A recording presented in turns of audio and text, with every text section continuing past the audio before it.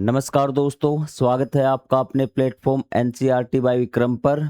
तो दोस्तों, आज हम स्टार्ट करने जा रहे हैं हमारा चैप्टर नंबर 5। बिल्कुल बेसिक से हम पढ़ेंगे और कई बच्चों का ये सवाल रहता है कि सर आप बेसिक क्यों समझा रहे हैं, सबसे पहले हमें एक्सरसाइज से शुरू कर दीजिए। तो बेसिक आपके लिए इसलिए समझना ज़रूरी है क्योंकि जब तक आपके बेसिक कंसेप्ट क्लियर नहीं होंगे ना, तब तक आपको चैप्टर अच्छी तरह से समझ में आएगा ही नहीं कि किस प्रकार से क्वेश्चन सोल्व हो रहे हैं। बेशक आप रट्टा मार सकते, लेकिन आपकी समझ विकसित नहीं होगी। यदि एग्जामिनर ने थोड़ा सा भी अगर क्वेश्चन चेंज कर दिया ना, तो आप बैठे के बैठे रह जाओगे कि हमने तो इस प्रकार का क्वेश्चन देखा ही नहीं। ठीक है, तो उसके लिए जरूरी है कि आप हर प्रकार का क्वेश्चन सोल्व कर पाएं, तो उसके लिए आपको बेसिक जरूरी है। और बाकी जो एमसीक्यूज आते हैं ना, वो भी आपके बेसिक कंसेप्ट में से आजकल एमसीक्यूज आने लगे हैं, तो वहां पर भी आप फंस जाओगे। तो इससे अच्छा है कि आप एक बेहतरीन तरीके से अपना एक बार बेसिक कंसेप्ट तैयार करें। आपसे फिर चाहे किसी प्रकार का क्वेश्चन पूछ ले, आप तुरंत उसका जवाब देने में सक्षम होंगे। तो मैं आशा करता हूं कि आप बिल्कुल बेसिक कंसेप्ट के साथ मैथ को सीखेंगे। यदि आपको किसी प्रकार का कोई डाउट है तो आप कमेंट करके पूछ सकते हैं, और यदि आपको ये लगता है कि आपको चीज़ें समझ में आ रही है, क्लास आपको अच्छी लग रही है, तो अपने दोस्तों के भाई बंधु के साथ इस वीडियो को शेयर कर देना। तो ज़्यादा समय आपका वेस्ट नहीं करेंगे, हम हमारा आज का जो लेक्चर है वो हम स्टार्ट करते हैं। तो देखिए, बेसिक की बात है, सबसे पहले हम शुरुआत करेंगे कि परिभाषा क्या होती है। हमारा जो चैप्टर नंबर 5 है वो है आपका समांतर श्रेणी। तो आपने अब तक पढ़ा होगा एपी भी, क्या पढ़ा होगा, एपी वाला चैप्टर भी। चैप्टर नंबर 5 है। हिंदी और इंग्लिश दोनों माध्यम के विद्यार्थी इसको देख सकते हैं, कोई इतना ज्यादा फर्क नहीं है कि इंग्लिश के वर्ड्स आपके सारे के सारे यूज हो, आराम से देख सकते हैं। तो ये क्या होता है कि समानांतर श्रेणी क्या होता है अभी, ये क्या संख्याओं की एक ऐसी सूची है अभी, क्या है, एक संख्याओं की सूची है जिसमें प्रत्येक पद पहले पद के अतिरिक्त अपने पद से एक निश्चित संख्या जोड़ने पर प्राप्त होता है। अब आप कहेंगे सर शब्दों में तो समझ में ही नहीं आया, थोड़ा सा प्रैक्टिकल करके बता दीजिए। तो यहाँ पर देखिए कि समानांतर श्रेणी संख्याओं की एक ऐसी सूची है। ये क्या है, एक संख्याओं की सूची है। आप कहेंगे हाँ सर हमें पता है, संख्याओं की सूची है जिसमें प्रत्येक पद भी, प्रत्येक पद मतलब आपको पता था कि कोई भी संख्याओं की सूची होती है ना। यहाँ पर देखिए, मैं आपको यहाँ पर समझाने की कोशिश करता हूँ कि ये आपकी क्या है। आप कहेंगे सर ये आपको अभी क्या पता है, क्या क्या ये, आप कहेंगे सर ये तो हमें एपी लग रही है। हम एपी की बात नहीं करते, ये एक संख्याओं की सूची है। क्या है आपकी बेसिक कंसेप्ट बिल्कुल जीरो से। आप कहेंगे सर ये संख्याओं की सूची है, और ये इसका पहला पद है, ये इसका दूसरा पद है, ये इसका तीसरा पद है, ये इसका चौथा पद है, और ये आपका पांचवा पद है। आप कहेंगे सर बिल्कुल सही बात है, ये हमने सिर्फ पद देखे हैं भी। फिर एपी की परिभाषा में क्या कही थी, एपी की परिभाषा आपको पढ़ी ना अभी, उसमें क्या कहा था इसने कि ये समांतर श्रेणी वो संख्याओं की सूची, ये भी संख्याओं की सूची है जिसमें प्रत्येक पद भी क्या है, जो आपका प्रत्येक पद है ना, प्रत्येक पद पहले को छोड़कर भी, क्या है, पहले को छोड़कर। ये देखिए ध्यान से, आपको मैं दिखा भी देता हूं ताकि आपको क्लियर हो जाए कि प्रत्येक पद पहले के अतिरिक्त छोड़कर भी अपने पद में एक निश्चित संख्या जोड़ने पर प्राप्त होता है भी, जिसमें प्रत्येक पद पहले पद को छोड़कर भी, प्रत्येक पद है, और ये क्या लिखेंगे आप, पहले को छोड़कर भी, पहले को छोड़कर भी। और आपको क्या जोड़ना है, एक निश्चित संख्या जोड़ने पर प्राप्त होता है। निश्चित मतलब एक जैसी संख्या आपको जोड़नी है, एक संख्या फिक्स है, वही संख्या जोड़कर आप सारे पद निकाल सकते हैं भी, निश्चित संख्या जोड़ने पर भी। अब जैसे इसका पहला पद आपका क्या था, दो था, दो में आपने दो जोड़ दिया, चार आ गया, चार में फिर दो जोड़ दिया, छह, कि हर बार क्या है, हम जो एक निश्चित संख्या क्या है इसमें जोड़ रहे हैं अभी। ठीक है, तो अब आपको डेफिनेशन समझ में आ गई। और कोई आप एपी ले लीजिए, जैसे आपने सात ले लिया, सात में आपने निश्चित संख्या जोड़ रहे हैं। पहला पद तो कुछ भी हो सकता है, हाँ सर पहला पद कुछ भी हो सकता है, पहला पद में हमें कुछ नहीं जोड़ना। तो इसमें क्या है कि आप एपी जो आपकी समांतर श्रेणी क्या है कि इसमें हम प्रत्येक पद को, पहले पद को छोड़कर जरूर लिखना होगा कि प्रत्येक पद को एक निश्चित संख्या जोड़ने पर प्राप्त कर सकते। जैसे सात आपका आ गया, और एपी है आपका, मान लेते 10 हम जोड़ रहे हैं। इस प्रकार हम क्या कोई भी एपी बना सकते हैं भी। आप पहले पद से शुरू कीजिए और फिर क्या है, एक निश्चित संख्या जोड़ते जाइए, वो क्या होगी, आपकी एपी होगी। एपी की परिभाषा क्लियर आपकी? एक बार दोबारा इसमें देख लीजिए आपकी एपी की परिभाषा क्या है, क्योंकि कई बार ये स्टेटमेंट में आपको दी हुई मिलेगी और आपसे पूछेगा कि इनमें से एपी बताइए कौन सी है भी। एक समांतर श्रेणी संख्याओं की एक सूची है। संख्याओं की एक सूची है, हाँ सर, संख्याओं की एक सूची है, ये हमें पता चल चुका है अभी, जिसमें प्रत्येक पद अपने पद में एक निश्चित संख्या जोड़ने पर प्राप्त होता है अभी। ठीक है, जिसमें प्रत्येक पद क्या है कि अपने पद में एक निश्चित संख्या जोड़ने पर प्राप्त होता है। वो खुद के ही पदों में क्या है, एक निश्चित संख्या जोड़ते जाएंगे और हमें एक नई संख्या प्राप्त होती जाएगी, तो वो क्या आपकी एपीवी। अब आपको बताना है कि ये एपी में सारों अंतर पूछता है अभी। सारों अंतर की परिभाषा 1 नंबर में पूछ लेगा और आप कहेंगे सर ये क्या होता है अभी। यह निश्चित संख्या एपी का सारों अंतर कहलाती है अभी। जो निश्चित संख्या जोड़ के आपने अगला पद प्राप्त किया है, वो क्या है आपकी सारों अंतर कहलाता है। कैसे, समझिए भी। जैसे आपका पद कितना था सर, 3 था, 3 में आपने कितना जोड़ दिया, 8, सॉरी 5 जोड़ दिया, 8 आ गया, 8 में 5 जोड़ दिया आपने, 13 आ गया, 13 में 5 जोड़ दिया, 18, 18 में 5 जोड़ दिया, 23। सबसे पहले तो आपने चेक किया, वैसे ही आप चेक कर सकते हैं क्या ये एक एपी है। आप देखेंगे पहले पद को छोड़कर प्रत्येक पद अपने पद में एक निश्चित संख्या जोड़कर प्राप्त हो रहा है। वही डेफिनेशन सेम परिभाषा के अनुसार चलना, आपको दाएं बाएं नहीं भटकना है कि आपने क्या करना, पहले पद को छोड़कर प्रत्येक पद एक निश्चित संख्या जोड़कर प्राप्त हो रहा है क्या। हाँ सर, हमें लग रहा है कि इसमें 5 जोड़ा गया, फिर आपका 5 जोड़ा गया, फिर 5, निश्चित संख्या क्या होगी 5, तो वही निश्चित संख्या भी जिसे जोड़कर अगला पद निकाला जाता है एपी का, तो वो संख्या क्या कहलाती है आपकी सारों अंतर कहलाती है। अगर परिभाषा आपसे पूछ लेना अपने बच्चों को भी, ठीक है, या फिर इसको डेफिनेशन अलग तरीके से कई लिखवाते हैं, ये इसकी क्या है आपकी बिल्कुल एक्यूरेट डेफिनेशन है जो आपके मैथ में दी हुई है भी, जो आपके मैथ में दी हुई है। या फिर हम बोल सकते हैं दो क्रमागत पदों का अंतर भी क्या है, दो क्रमागत पदों का अंतर क्या होता है आपका एपी होता है भी, सॉरी डी होता है सारों अंतर भी। तो वो आपकी डेफिनेशन बिल्कुल आसान वे के लिए है ताकि आप चीजें आसानी से समझ जाओ भी। तो क्या होता है, जैसे ये पी है भी 2 4 6 8 10 12 और आपको इसका डी निकालना, डी मतलब सारों अंतर, डी के द्वारा हम लिखते भी।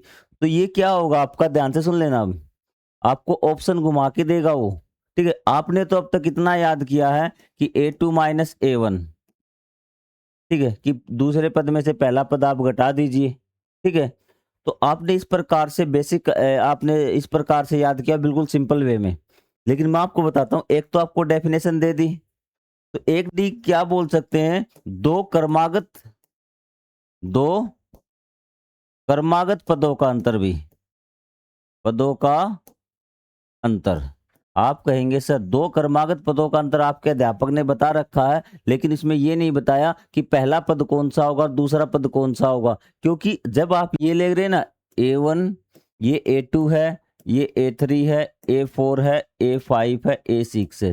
ठीक है, तो आपने तो दो क्रमागत पदों का अंतर जो लिखा है, तो उसमें गलती आप कहां से करते थे, आप दो ये भी तो A3 A-4,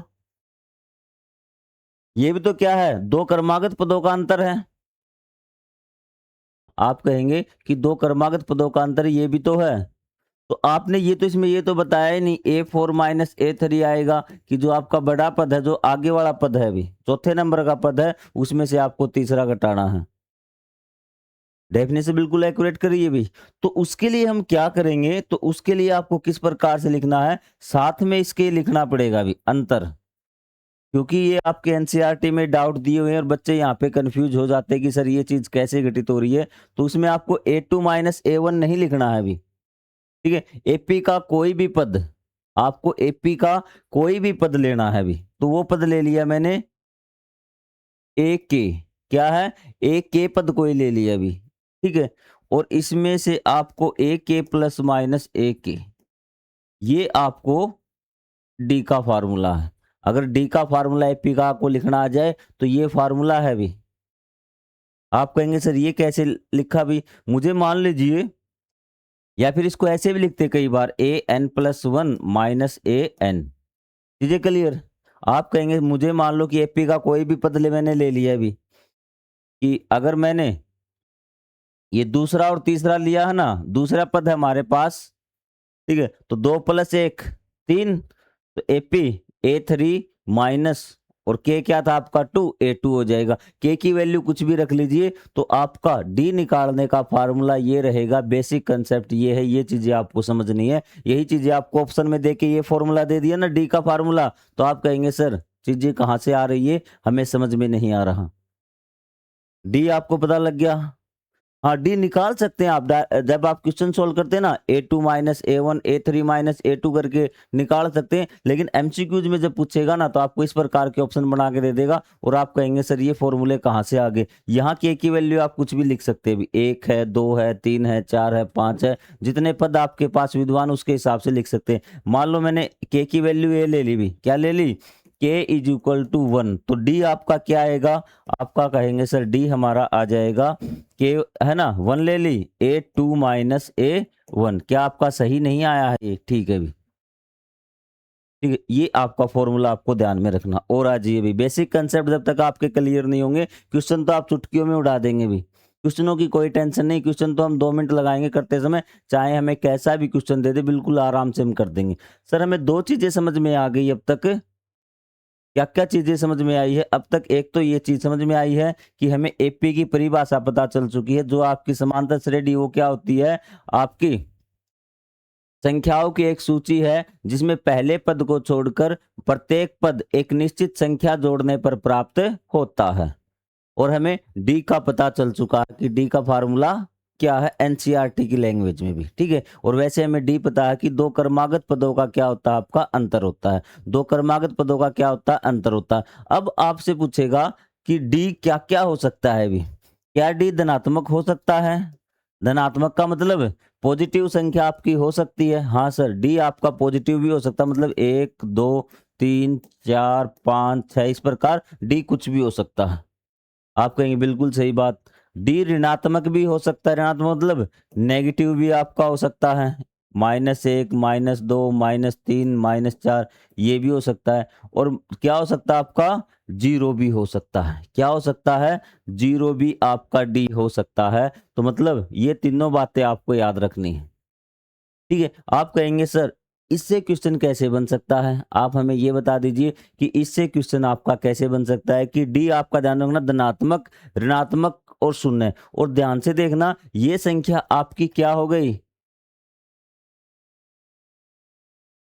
ये संख्या आपकी इंटीजर हो गई भी। क्या हो गई आपकी इंटीजर, क्या हो गई इंटीजर। आपने पढ़ा होगा कि पूर्ण संख्याएं आपने पढ़ा, पूर्णांक आपने पढ़ा है, तो आपने होल नंबर आपका पूर्ण संख्या है, तो ये क्या होगी आपकी पूर्णांक हो गई। डी हमेशा क्या होगा, एक पूर्णांक होगा भी। क्या होगा, पूर्णांक। वो नेगेटिव भी हो सकता है, पॉजिटिव भी हो सकता है और जीरो भी हो सकता है। कई बच्चे इसको छोड़ देंगे, वो सोचेंगे कि डी आपका जीरो नहीं हो सकता, तो डी आपका जीरो भी हो सकता है। तो तीनों केसेज में मैं आपको एक बार समझा देता हूँ और ये बात आप याद रखना, ये हमारे एग्जाम में काम आएगी। तुरंत देखते ही हमें पता चलेगा डी का।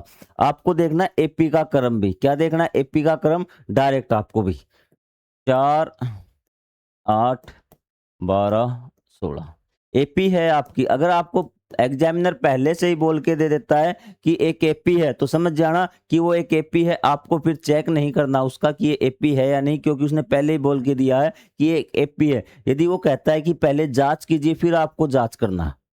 एक ये एपी दे दिया आपको और एक एपी दे दिया आपको, एक ये एपी दे दिया आपको और तीसरी आपको एपी दे दी आपको,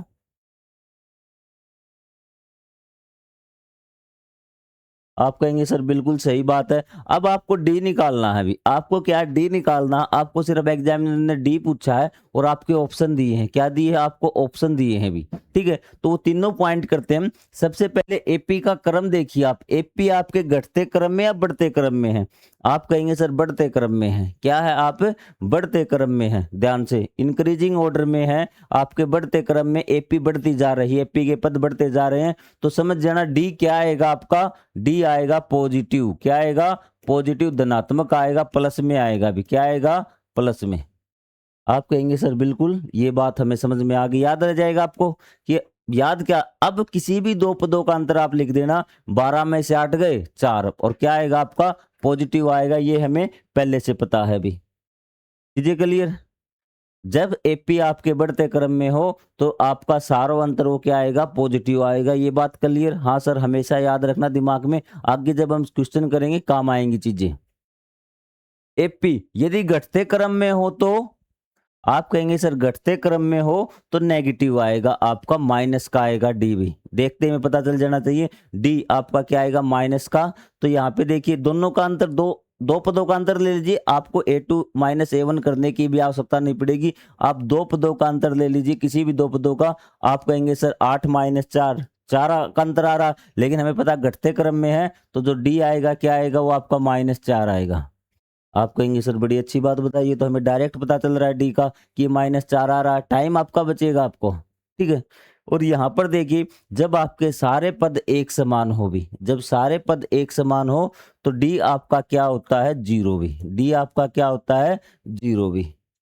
डी आपका क्या होगा, 0। तो आपका बढ़ते क्रम में होगा पॉजिटिव में, घटते क्रम में अगर आपकी एपी है नेगेटिव में और सारे पद बराबर हैं तो आपका डी क्या होगा, 0 होगा, सारो अंतर। और ये क्या है आपका, ये आपका A1 है भी। ये तो पता होगा ना, पहले पद को A बोलते हैं भी, पहले पद को क्या बोलते हैं, A बोलते हैं।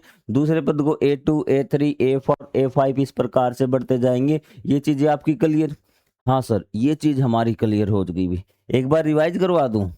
सबसे पहले एपी की परिभाषा क्या होती है, एपी क्या होती है, संख्या की सूची होती है। क्या होती है, संख्या की सूची भी। आप कहेंगे सर संख्या की सूची होती है जिसमें प्रत्येक पद पहले को छोड़कर एक निश्चित संख्या जोड़कर प्राप्त किया जाता है। ठीक है। और जो निश्चित संख्या जोड़ी जाती है एपी के पद प्राप्त करने के लिए, वो आपकी सारो अंतर कहलाती। क्या कहलाती है, सारो अंतर कहलाती है। उसको हम दो क्रमागत पदों का अंतर भी बोल देते हैं, लेकिन उसका जो फॉर्मूला क्या किया था हमने, वो किया था ए के प्लस में 1 माइनस ए के। ये भी के की जगह कोई भी नेचुरल वैल्यू आपकी हो सकती है। आपको चीजें क्लियर। ठीक है सर, ये चीज के क्या आपका कोई भी नेचुरल 1 2 3 4 5 6 7 8 9 10 कुछ भी आपका हो सकता है। ठीक है, ये चीज समझ में आ गई। उसके बाद हमने क्या किया, उसके बाद में हमने देखा कि डी सर वो पॉजिटिव हो सकती है, नेगेटिव भी हो सकती है, और आपका क्या होगा, वो 0 भी हो सकती है डी की वैल्यू। ये हम डी की वैल्यू के बारे में थोड़ा सा रिसर्च करें ताकि एग्जाम में भी। ठीक है। अब एक चीज और बता देता हूँ आपको, सिर्फ दो पदों से पता चल जाएगा कि डी की वैल्यू पॉजिटिव है या नेगेटिव भी, सिर्फ दो पदों से, आपको ज्यादा की आवश्यकता नहीं। आप देखिए A4 बराबर तो 7 है और A9 बराबर मतलब 9वां पद आपको 15 दिया है, तो आपको पता है कि एपी बढ़ते क्रम में है 4 से, आपका 9 ज्यादा है, और ये डी भी आपका बढ़ रहा है, पदों की संख्या भी बढ़ रही है और डी भी बढ़ रहा है। इसका मतलब ये क्या, बढ़ते क्रम में डी क्या आएगा आपका, पॉजिटिव। आपको आ रही बात समझ में। और यहां पर देखिए आपको ए जो 4 है वो तो दे दिया आपको 7, और A9 है वो दे दिया आपको 3। पदों की संख्या बढ़ रही है, हाँ सर पदों की संख्या तो बढ़ रही है, लेकिन जो ये है ना आपका पदों की वैल्यू ये घट रही है, मतलब उल्टा हो गया। तो उल्टा हो गया तो डी भी क्या आएगा आपका, नेगेटिव में। आपको देखते ही पता लग जाएगा। कई बार ऑप्शन में क्या देगा आपको, 3 पॉजिटिव के दे देगा, आपको एक नेगेटिव, लेकिन आपको पहले दिमाग में ये आना चाहिए कि डी आपका पॉजिटिव है या नेगेटिव है भी। देखते ही आपको चीज आपको समझ में आ गई। हाँ सर, चीज हमें समझ में आ गई, बिल्कुल कोई डाउट नहीं। आप देखेंगे अगर ये चीजें आपको पता होंगी ना तो क्वेश्चन आप चुटकियों में हल करेंगे। सर डी के बारे में हम सब कुछ पता चल चुका है। अब आगे चलते हैं, थोड़ा सा भी अगली स्लाइड की ओर चलते हैं हमारा भी। अब देखिए अब तक आपने चीजें पढ़ी ही नहीं है ये भी। ठीक है, ये एपी बताइए कौन सी है भी, ये एपी बता दीजिए। एक ये एपी दी हुई है और एक एपी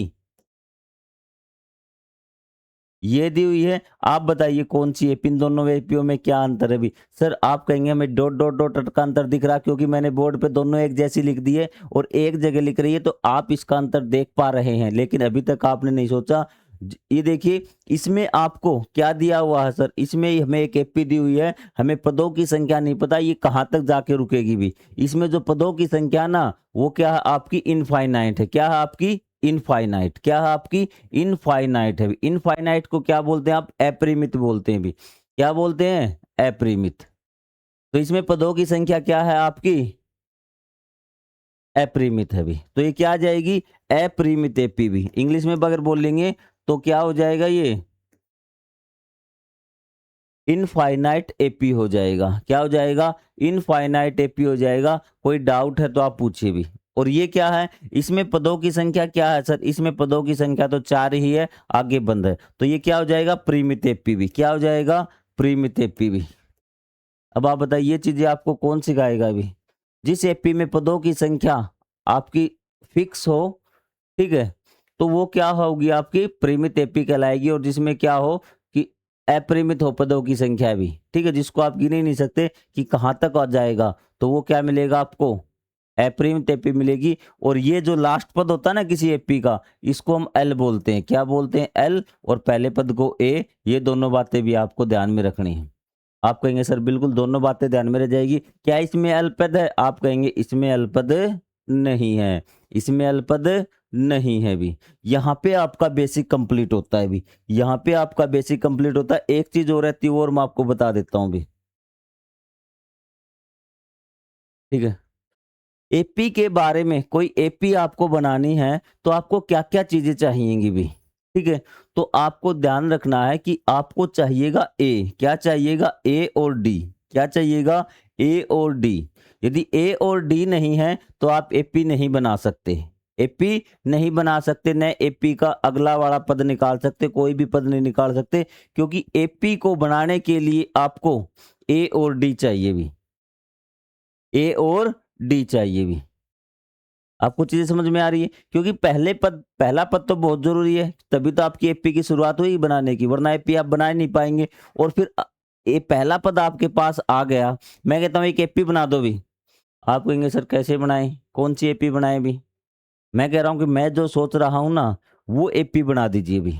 तो आप कहेंगे सर ऐसे ही बना दे क्या, मैंने कहा 4 है भी, उसका एक एपी बनाइए जिसका ए है वो 4 है। आप कहेंगे सर ए तो पता चल चुका है, लेकिन अगला पद कैसे निकाले, क्योंकि अगला पद क्या होगा, आपने एपी की परिभाषा पढ़ी ना, पहले पद में भी अब निश्चित संख्या जोड़कर अगला पद आएगा। वो निश्चित संख्या क्या होती है, वो निश्चित संख्या डी होती है। आप कहेंगे सर डी और बता दीजिए भी, क्या बता दीजिए, डी और बता दीजिए। तो मैं कहता हूं ए मैंने 4 आपको बता दिया भी, कितना बता दिया, 4 बता दिया। डी मैं आपको 3 बताता हूं भी। अब आप कहेंगे सर अब तो हम काम कर देंगे, अगला पद क्या आ जाएगा, 4 प्लस में 3 7, 7 प्लस में 3 10, 10 प्लस में 3 13। अब तो हम क्या, सॉरी 13 आएगा। तो इस प्रकार से हम पद निकाल सकते हैं। मतलब यदि आपको कोई एपी लिखनी है तो आपको मिनिमम जानकारी भी, कम से कम न्यूनतम जानकारी क्या है, आपको ए और डी आपका होना चाहिए, ए और डी आपके पास होना चाहिए भी। ये चीज क्लियर, हाँ सर ये चीज हमें पता चल गई कि हमें सबसे पहले यदि कोई भी पद पूछा होगा, हम ए की वैल्यू निकालेंगे और डी की वैल्यू हम निकालने की कोशिश करेंगे भी।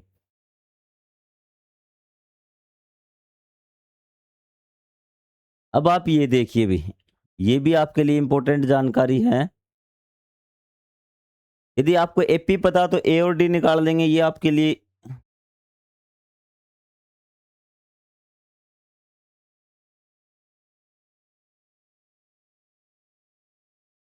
जी, अब हम एक बार एपी की जर्नल फॉर्म लिखते हैं भी, व्यापक फॉर्म लिखते हैं। क्या लिखते हैं, व्यापक फॉर्म लिखने में आपको सिखाता हूं भी। तो आप कहेंगे सर एक एपी है जिसका पद क्या है, पहला पद ए है भी, पहला पद क्या है, ए, क्या है, पहला पद ए है, और डी क्या है उसका, सार्वंतर डी है। दोनों चीज, एक एपी है जिसका पहला पद ए है और सार्वंतर डी है, तो पहला पद तो ए हो गया। अब हमें एपी लिखनी है ए, तो आप दूसरा पद क्या होगा सर, यदि हम इसमें निश्चित संख्या ना, जो हम इसमें जोड़ के आगे वाली संख्या निकालते हैं भी, तो ये आपका क्या आ जाएगा, ए प्लस में डी।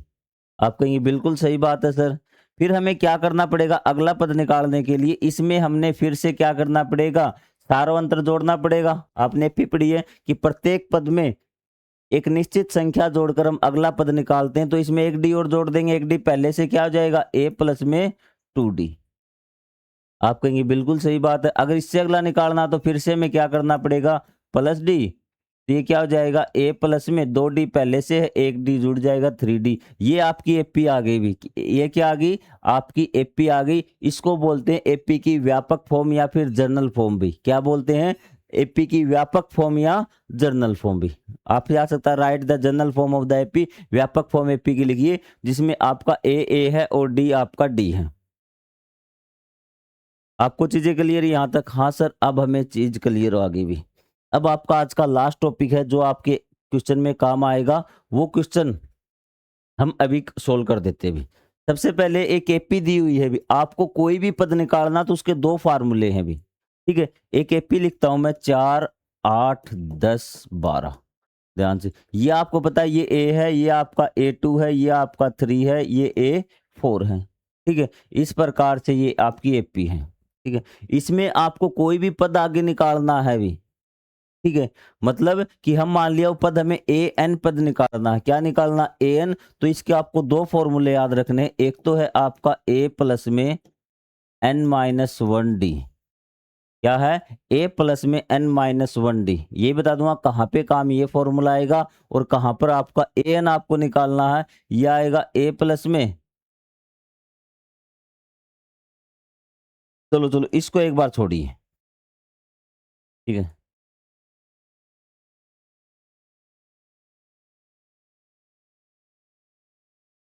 ये फॉर्मूला देखिए भी, ये फॉर्मूला कहाँ पे काम आएगा भी, ठीक है। ये फॉर्मूला आपका वहां काम आएगा जहां हमें n की वैल्यू निकालनी है। कहाँ की? n की वैल्यू। ज्यादा कंफ्यूज मत होना, बस ये देख लीजिए जैसे आपको A4 निकालना ना, तो आप क्या करेंगे, a की जगह a रख देंगे प्लस n की जगह क्या 4-1 और ये d कर देंगे, और यही फार्मूला क्या बन जाएगा हमारा, A4 बराबर a प्लस में 3d। 4-1 क्या हो जाएगा? 3 हो जाएगा। मतलब हमारा एक तो an का फार्मूला ये है भी, a प्लस में n-1d। कहाँ ये फार्मूला, आप उसको याद रखना। और एक हमें जब a और d दिए हो ना, जब हमारे पास a और d दोनों अवेलेबल हो तो हम कौन सा फार्मूला लगाएंगे? हम सीधा फार्मूला लगाएंगे। जैसे हमें a6 निकालना है तो a प्लस में 5d, यदि हमें a9 निकालना है तो a प्लस में 8d। जब a और d हमारे पास दोनों अवेलेबल होंगे तो ये फार्मूला हम लगाएंगे भी, ठीक है। आपको चीजें क्लियर? जब हमें ए और डी में से कोई चीज निकालनी पड़ेगी तो हमें ये फार्मूला यूज करेंगे। तो दोनों फार्मूले आपको याद होने चाहिए भी, ए एन के, ठीक है। फार्मूला यही है, बस इसमें क्या है, ये वैल्यू पुट कर दी मैंने, शॉर्ट बना दिया। जब आपके पास ए और डी है ना, तो आपसे कहे कि A17 निकाल दीजिए, A15 निकाल दीजिए, A20 निकाल दीजिए, तो आप ये फार्मूला वाला यूज करेंगे, a प्लस में 5d, ठीक है। जब आपको यहाँ पे n की वैल्यू दी हुई ना, तो आप ये फॉर्मूला यूज कर सकते हैं, A6 A7 A8, ठीक है। आपको एक डी कम करना। चीजें क्लियर बेसिक? अब बढ़ जाए हमारे क्वेश्चनों की ओर, तो आप प्लेलिस्ट में जाइए, वहां पे आपको मैथ की प्लेलिस्ट मिलेगी और अगला पार्ट हम उदाहरण से शुरू करने वाले हैं। अब आपका बेसिक चीजें क्लियर हो चुकी हैं, यहाँ से आपको बेसिक में कोई भी एमसीक्यूज पूछ ले, आप पीछे नहीं हटने वाले। अगर कोई चीज समझ में नहीं आती है तो आप कमेंट कर दीजिए। तो हम मिलेंगे अगले पार्ट में जिसमें हम एग्जाम्पल करेंगे, और अब की बार चुटकियों में करेंगे। जिस बच्चे का बेसिक क्लियर है ना, वो अब कहीं नहीं रुकने वाला, बस उसको सोचना दिमाग से कि क्वेश्चन कैसे सोल्व हो सकता है। तो मिलेंगे हम अगले पार्ट में, तब तक के लिए जय हिंद, जय Bharat, thank you very much.